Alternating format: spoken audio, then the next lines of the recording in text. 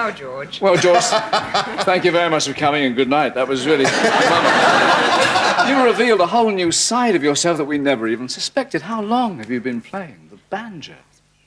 A long time. I started out as a kid on the ukulele. A next-door neighbor of mine played Harold Teen ukulele. It was all painted red and had a decal of... Do you know who Harold Teen is? No, but I'm proud to have been told about it. Who is he? He's a comic strip character. Oh, I see. Like Snoopy. And what's his name? Harold Teen. He was a 20s. He had bell-bottom trousers, and it was a 20s. Well, the ukulele was very popular in the 20s. Good. Do you have your own band? I mean, do you play regularly? Well, I've always had a band. As a matter of fact, I went under the name, as a student, I went under the name of Bruno Lynch and his Imperial Jazz Band. Wonderful. Tradition. Thank you. Why Bruno Lynch? Well, I thought it was more sonorous than, say, George Segal and his Imperial Jazz. At that time. Yeah.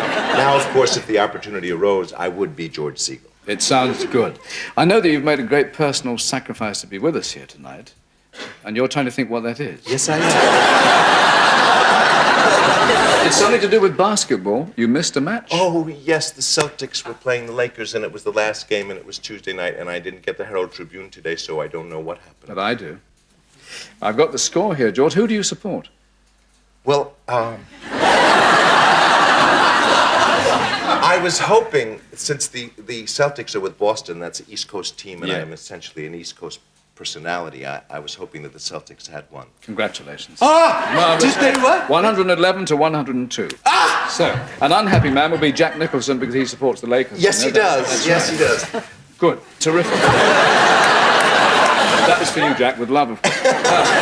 The last time you were over here, you were playing Robin Hood, a rather untypical role, I would have thought. For me, yes. Yes. Was it very physical? Yes, I shot an arrow.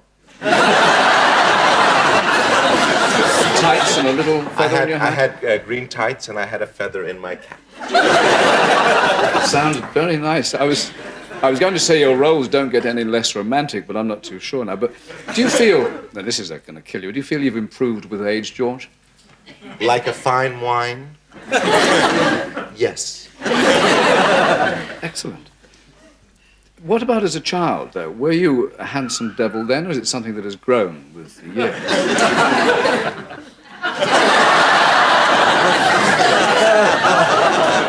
got a line for that, George.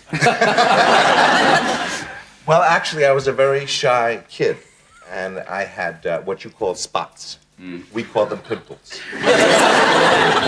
and yes, doctors call them actually. Hickeys as well. What? Hickeys, isn't it? No, hickeys is something you get on the side of your neck while necking.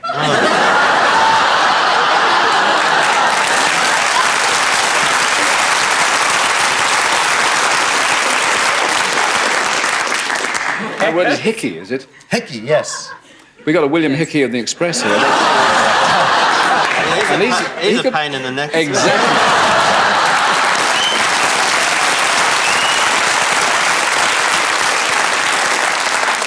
But I hope the spot's cleared up, George, that's all. Now, did you, when you decided to become an actor, did you go through the usual routine of odd jobs here and there? Yes, well, I got out of college and I was a janitor at the Circle in the Square, which was an off-Broadway theater. And I cleaned the conveniences, both the ladies and the men's. I vacuumed the carpet. I took tickets. I sold orange drink, Donald Duck orange drink. Well, what happened when you finally got on stage? Was it glorious? It was glorious. As a matter of fact, the first time I got on, well, in that show was with Jason Robards. That was the next show was The Iceman Cometh. The first show I did was with Peter Falk, and it was called Don Juan, Moliere's Don Juan. And we lasted one night, and one review said that the producers overheated the theater in the hopes that the audience would fall asleep before the actors. But they didn't. It was slow. So Don Juan, was that the end of you as a classical actor? No, we don't specialize in the classics, you know, in America. We specialize in, I don't know what, something else.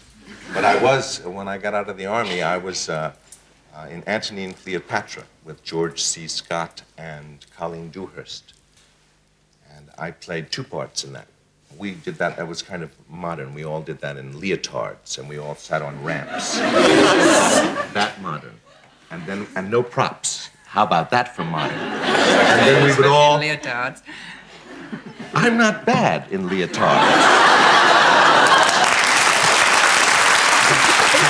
How do you know? So you're doing this... So we would come downstairs. And so the first part I played was the messenger from Rome, and Cleopatra knocks him around. That was a comedy part. Then the second. Well, the way I did it, it was. It was funny. And then in the second part, I played Eros, who was Antony's sword bearer. Still is, probably, every time he plays. Keeps cropping up. And Antony asks me to dispatch him. That is to say, kill him. Sure. With a pretend sword. So rather than kill my Antony, I kill myself. This is in the play. You can read this. It's Shakespeare. Well, you do this in pantomime and you feel silly, jamming a thing and then dying because all you've done is hit yourself in the chest with your fist. Then George, who spits as an actor, at least as a stage actor, has to pick me up and deliver a long soliloquy. So my problem was to stay still.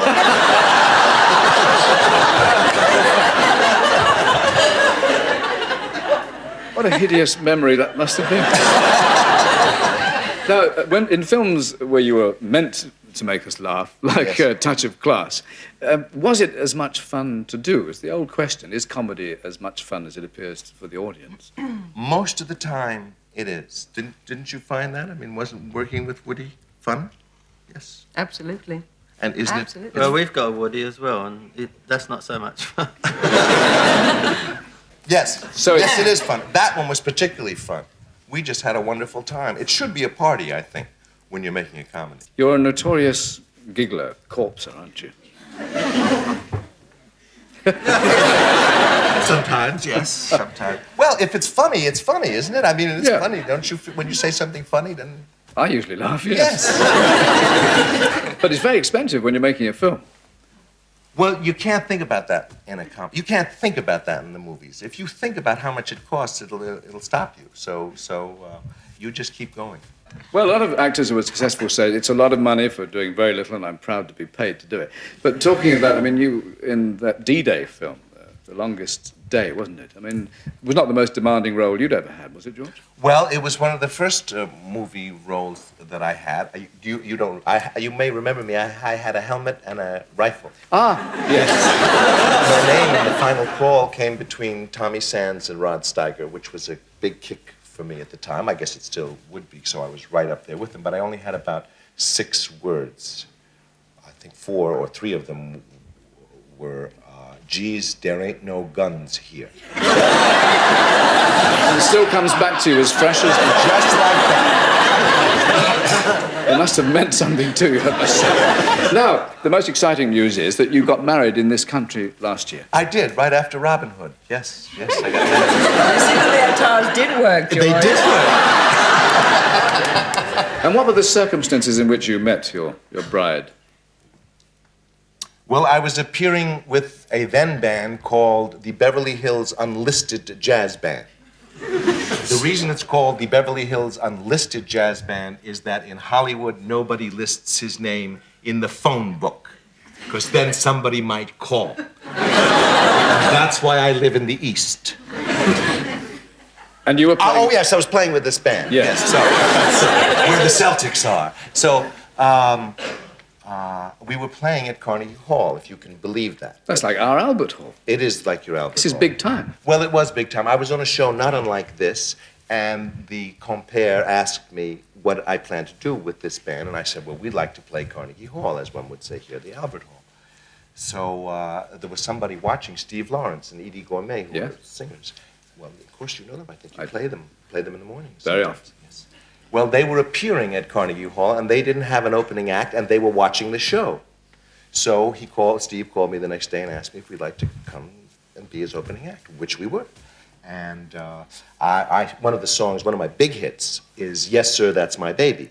And as a performer, you'll understand this. Certainly, Bill, you try to pick somebody out in the audience if you're singing a ballad so that it has meaning. And there was this girl in the third row center with kind of a décolleté kind of thing, very attractive. And I sang "Yes, Sir, That's My Baby" to her, thinking, of course, that I would never see her again. And there she was during intermission in my dressing room. Sounds like you, Bill, doesn't it? The old days. He knows what you're talking about. Yes. And shortly after that, you were married. Yes, in a word. That's lovely. And was she a fan of yours before that? No, I think she'd seen The Owl and the Pussycat, and that was it. It's a lovely story.